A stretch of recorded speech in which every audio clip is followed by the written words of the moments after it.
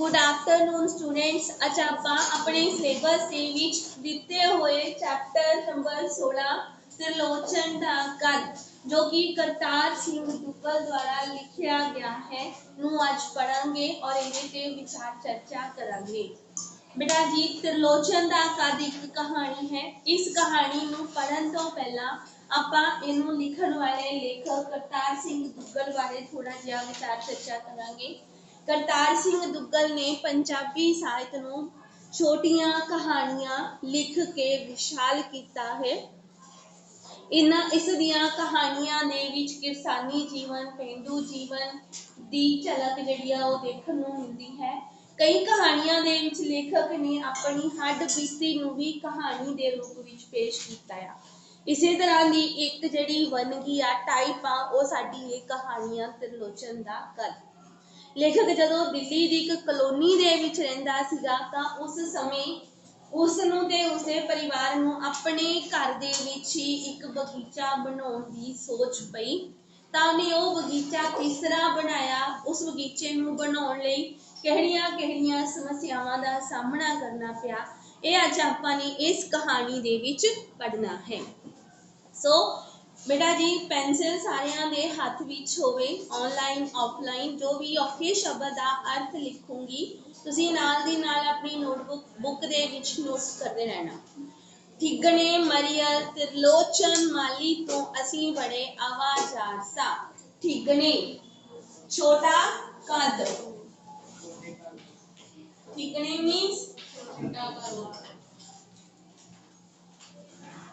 छोटा कद, मरियल कमजोर, आवाजार दुखी।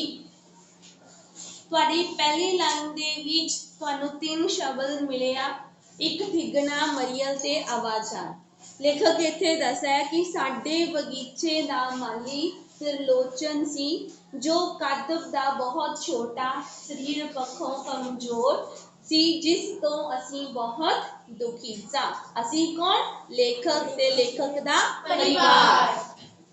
ओ कुसाइयां मारदा रहिंदा। कुसाइयां मारना आलस करना, मतलब जदों भी ओनू काम करन लई कहंदे तां ओह हमेशा आलस कर जांदा और दिता होया काम कदे भी ना करदा।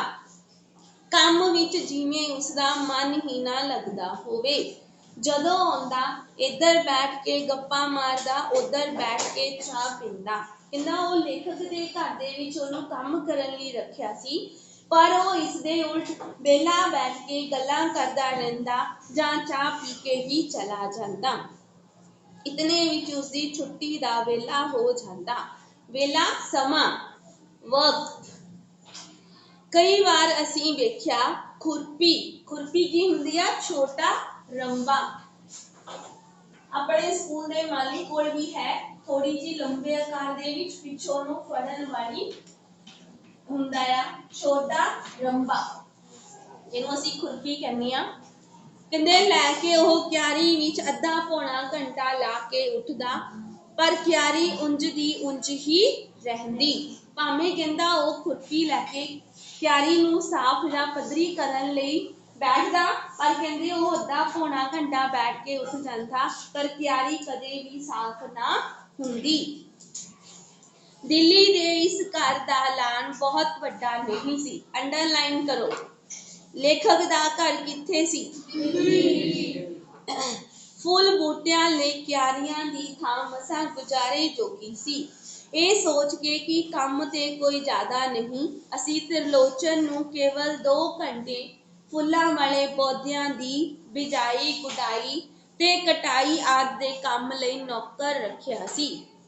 माली त्रिलोचन लेखक दे घर किन्ने घंटे काम लई आउंदा सी? 2 घंटे। ठीक है ना, दिता होया। कहंदे असीं उस नूं हर रोज 2 घंटे उन्हां दे गार्डन दे विच काम करन लई रखिया होया सी, तां जो ओह फुल्लां वाले पौधियां दी कटाई गुडाई ते बिजाई याद कर सके। ओह शामी 2 घंटे साडे घर ला जांदा, दिने किसे दफ्तर विच काम करदा सी। असीं सोचिया उसदे भी ਵਾਧੂ ਪੈਸੇ ਬਣ ਜਾਣਗੇ, ਸਾਡਾ ਵੀ ਕੰਮ ਤੁਰ ਜਾਵੇਗਾ। मतलब उसका भी सर जाएगा ते साडे भी बगीचे की देखभाल हो जाएगी। इंज जापदा सी कि त्रिलोचन दे दा ते काम तुर पिया। मीनस उन्होंने पहला तो उन्होंने दफ्तर तो तनख्वाह मिलती सी, फिर लेखक दे 2 घंटे घर आउण ते भी उसनूं पैसे मिलते सी, जिस करके उहदा गुजारा जिहड़ा सीगा ओह वधिया होण लग पिया। पर लेखक कहंदा साडा काम तां जिवें उत्थे ही खड़ गया सी। क्यों खड़ गया सी? हाँ, क्योंकि त्रिलोचन आंदा तां जरूर सी पर काम नहीं करदा सी। पर साडा जिवें काम ही रुक गया होवे। मेरी त्रिमत सोच दी, त्रिमत पत्नी कहंदा मेरी पत्नी सोचदी शायद माली सारा दिन दफ्तर काम करके थक जांदा होना है, इसे लई उन्हां ने रसोईए नूं हदायत इंस्ट्रक्शंस कीती होई सी। हदायत मीनस ताड़ना भी कीती सी कि त्रिलोचन नूं आउंदे सर चाह दा प्याला दे दिता जावे जो ताजा दम हो जाया करेगा। ताजा दम मीन्स चुस्त, फिर तो दोबारा काम करन लई एक्टिव हो जाया करेगा। पर कहंदे ज्यादा भावें उस पीनी शुरू कर दिती सी पर ओहदे काम विच कोई फर्क नहीं आया। असी अपने घर विच एक फुल तक खिड़िया देखण लई सहक गए सां। सहक गए, तरस गए, सहक तरस गए सां। साडे घर दा लॉन 12 महीने झोंसिया रहिंदा। झोंसिया, झुलसिया जां उजड़िया। भाव त्रिलोचन माली ने उत्थे एक भी पौधे तो फुल उगाउण दी कोशिश नहीं कीती सी। जदों कहो त्रिलोचन तू कोई सब्जी ही ला के वेख, फुल तां तेरे कोलों कोई नहीं खड़ाया जांदा, तां उसने अगों इको एक घड़िया घड़ाया जवाब दे देना साहिब टूटी विच पानी तां आउंदा ही नहीं, कोई करे तां की करे। सानू भी सब नूं पता ना कि दिल्ली दे विच पानी दी हमेशा कमी रहिंदी है ना। सो हमेशा ही त्रिलोचन यही उन्हां नूं कंप्लेंट करदा सी। बेशक पानी दी कमी सी, गर्मियां विच उंज ही दिल्ली विच पानी दी किल्लत रहिंदी सी। किल्लत कमी कहंदे पर जिथे लेखक रहिंदा सी उत्थे गर्मियां ही नहीं सगों सर्दियां विच भी पानी दी कमी रहिंदी सी। जिस बस्ती विच साडा घर सी उधर तां सर्दियां विच भी पानी दी किल्लत रहिंदी सी।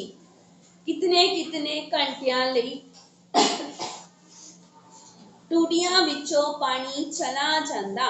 कहंदे कि दिन दे विच उत्थे पानी आंदा भी घट सी, जदों भी आंदा सीगा तां ओह बूंद बूंद, ठीक है। टूटियां विचों पानी चला जांदा, जदों आउंदा बस सूंजड़ा सूंजड़ा, मतलब कि आंदा बूंद बूंद। जेकर कहंदे असीं अपने घर दीयां टूटियां बंद करके चलाउंदे भी तां ओहदी धार बहुत पतली पैंदी सी। धार इतनी पतली हुंदी कि मन काला पैण लगदा। मन काला पैना बेचैन हो जाना, बेचैन हो जाना।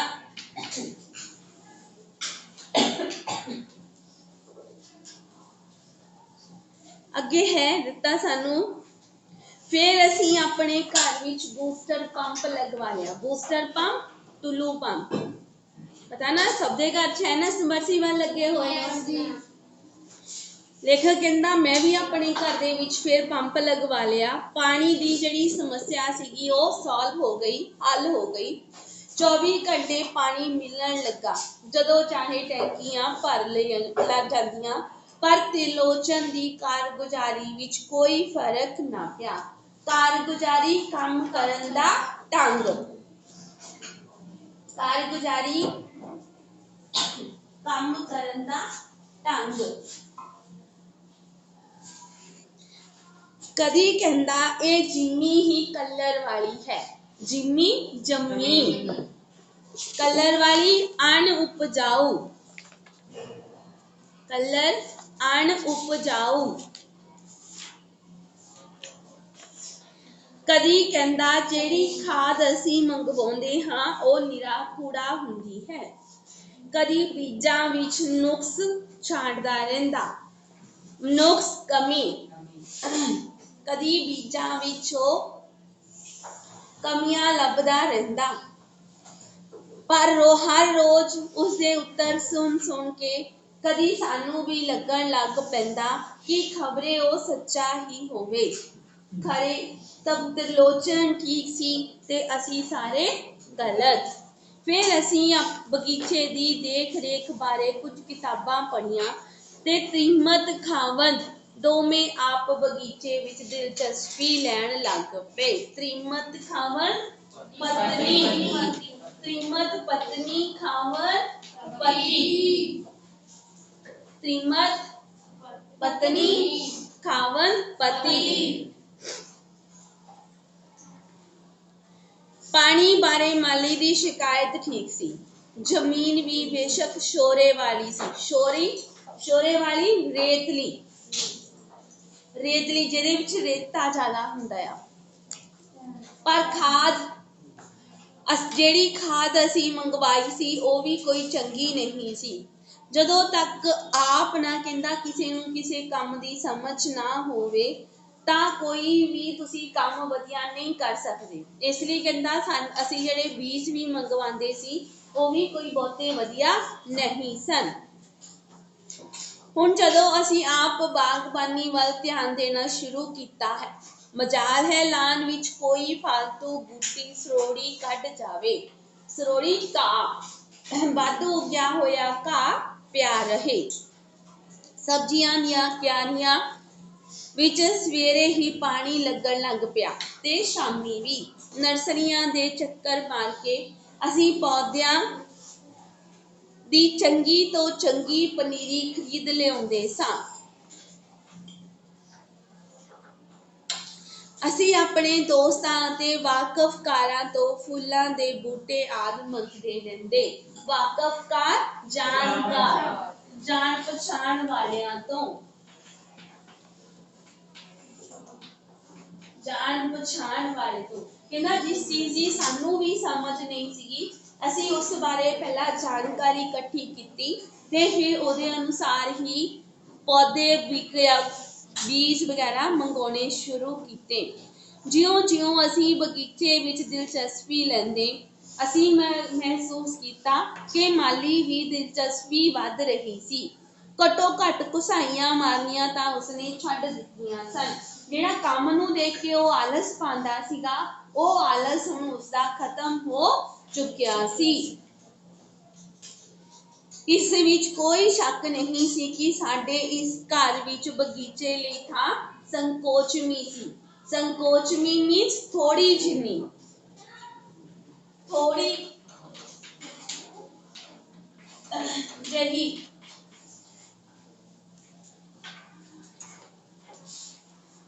मिट्टी विच भी कोई खराबी जरूर सी। बगीचियां दे इक माहर साडे दोस्त ने इस दी तस्दीक कीती सी। तस्दीक करनी, पुष्टि करनी, जांच करनी।